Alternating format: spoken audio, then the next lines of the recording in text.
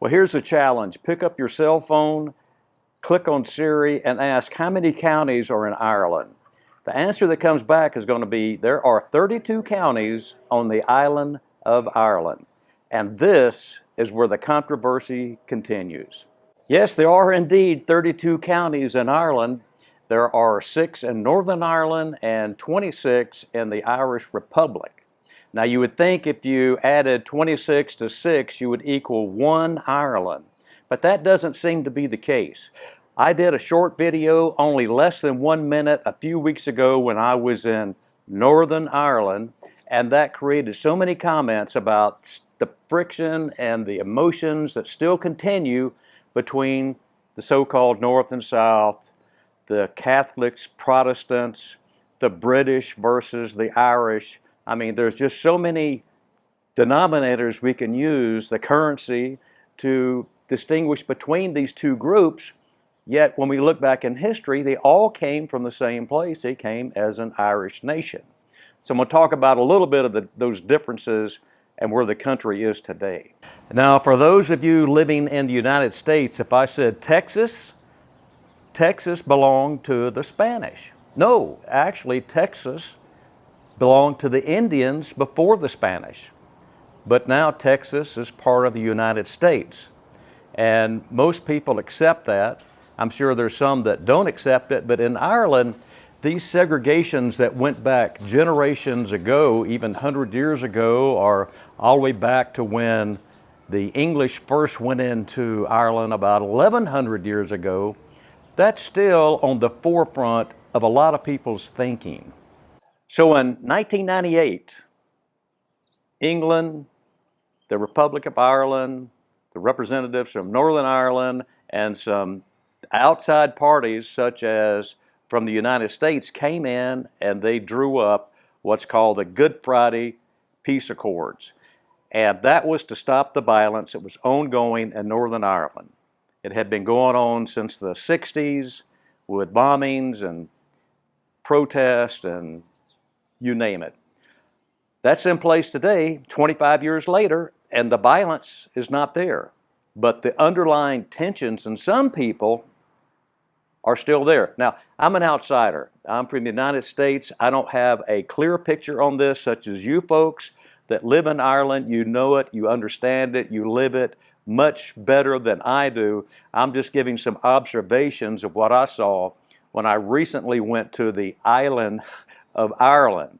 I went through Dublin and around the Republic of Ireland into Derry, Londonderry, and over into Belfast. And I didn't see a lot of those tensions until I started posting on the internet, and then people on the internet are always much more freely open with their opinions, and that's when the really opinions came out, and I was surprised at that. But there's a lot of things that the Irish people can be proud of, and you know, the main tourist attraction in Northern Ireland is the Titanic experience, where those workers from 1911 period built the Titanic and other huge ships, because Belfast was the largest shipbuilding location in the world at the Harland and Wolff Shipbuilding Company. The largest dry dock in Belfast. Enormous gantries. A dry dock built for a ship that hadn't even been built yet. What a footman hears in service, he keeps to himself, James. I'm sorry, Mr. Harrison. They didn't say anything precise. I was merely speculating. You may have speculated more accurately than you realised. I did? I, of course, was privileged to accompany the gentleman to the smoking room. They are indeed proposing a new generation of ocean liners. Big ships, Mr. Harrison. The largest and most luxurious ever. Not so fast as Cunard's Lusitania, but half as big again, and more to the liking of the upper crust. So there's a lot of, let's say, stuff that's common to all of those people on the island of Ireland, certainly, but there's a lot of things that separate them. I mentioned the money. There are pounds that's used in the Northern Ireland, and the Irish Republic is part of the European Union, so they use euros. But there's many things going on that you don't really see as an outsider coming in there. I learned that in Belfast, for example, the buses and the trams are painted pink and purple. And you say, why is that? Well, they have to eliminate the colors that may have political connotations. So red, white, and blue represents England or the British or United Kingdom. Orange, white, and green represents the Irish Republic. So when you don't have those colors to use, your colors are really limited, and that's why you have buses that are purple, trams that are pink, or vice versa. What a world. Now, I said the Good Friday Peace Accords brought peace to the area, and a lot of good things have happened. For example, between the Catholics and the Protestants, all of the public schools are now integrated.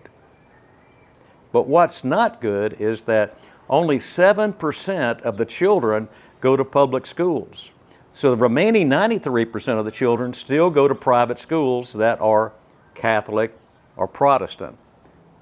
That tells you a lot right there as far as how well they're integrating or actually not integrating at this point.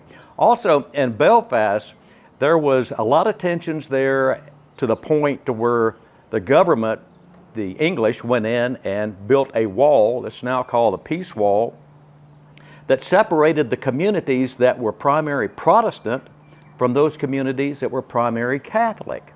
Peace Wall was huge. It separated the people physically. It was hard throwing bottles and rocks over the top of it. But the Peace Wall primarily is there today, I think, just as a remembrance of what went on back in those days. We went to the Peace Wall, and there's a lot of murals painted on there. And my daughter and I, we actually signed the Peace Wall. I'm going to sign the wall.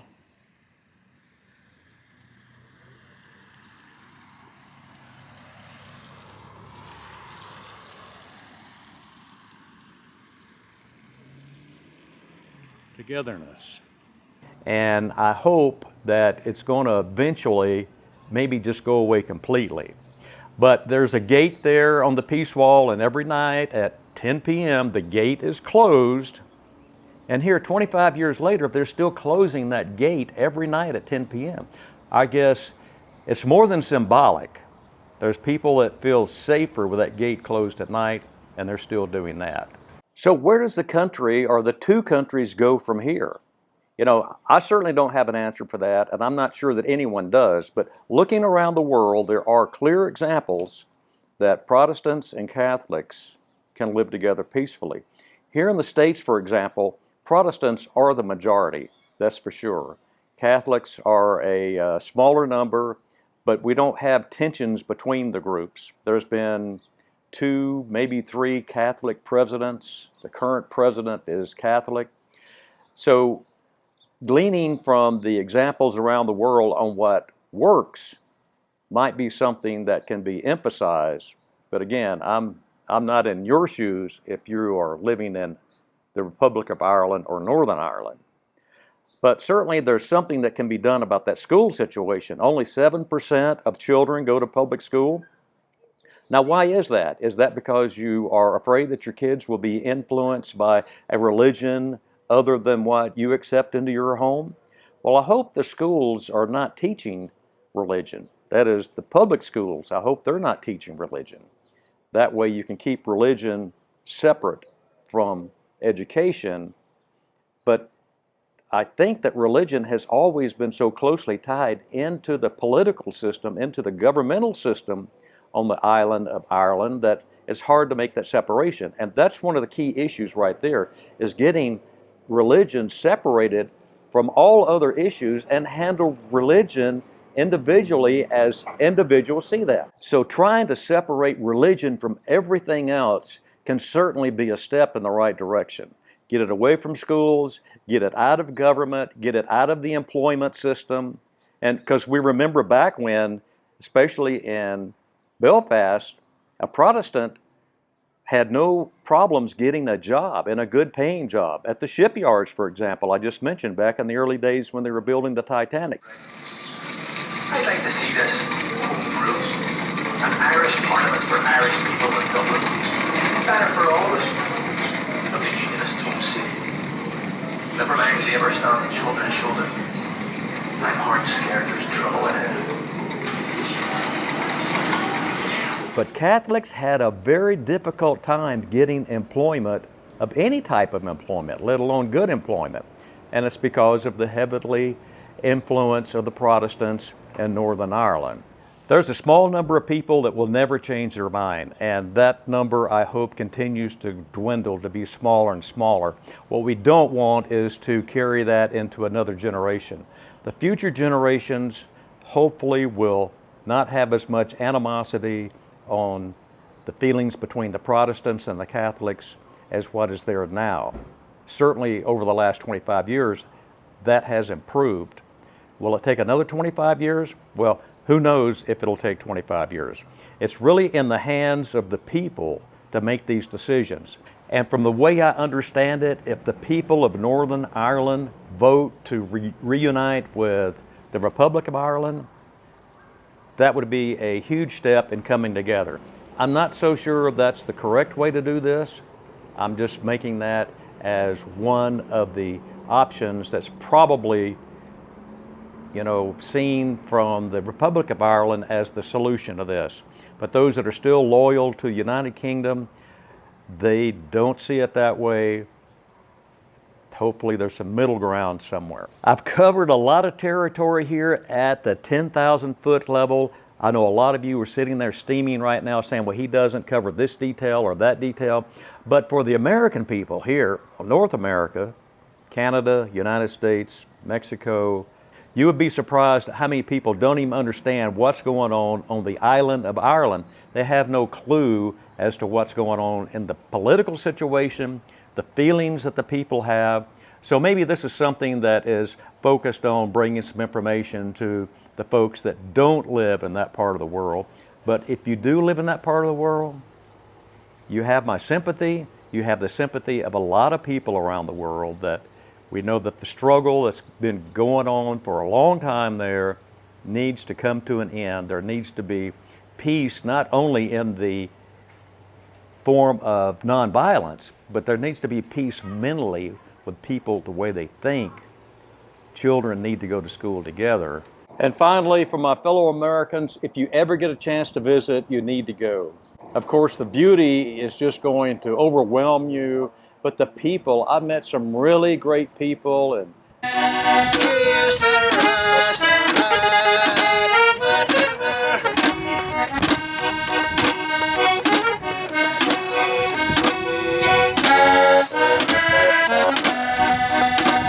Dublin and Belfast and Derry, Londonderry area, Cork, you name it.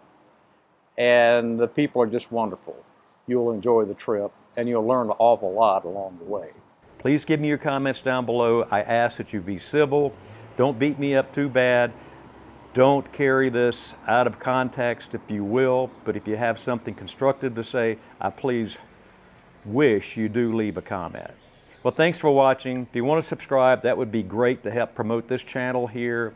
And I hope to be doing more videos on Ireland, Northern Ireland, and Scotland. I've been to those places recently. I had a fabulous time. A lot of great video from those places, so I want to share that with you. Thanks for watching.